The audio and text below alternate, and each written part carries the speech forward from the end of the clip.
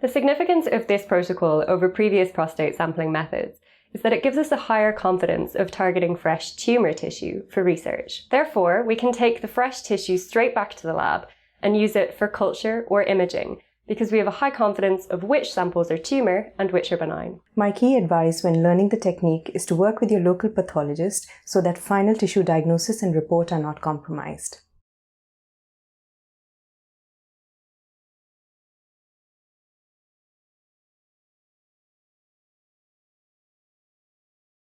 To target the tumor location, review the MRI images to measure the location above the tumor and find the sequence at which the tumor is most visible in the axial plane.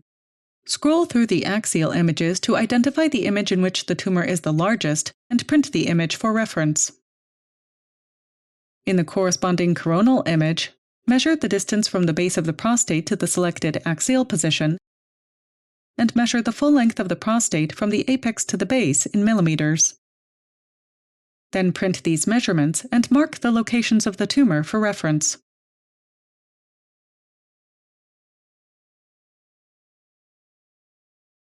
After the specimen has been collected, sterilize the laminar flow hood and prostate slicing apparatus with 70% ethanol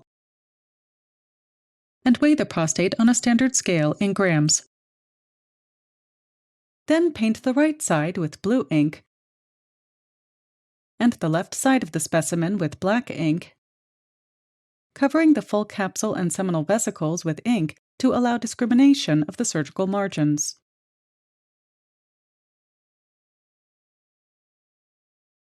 To slice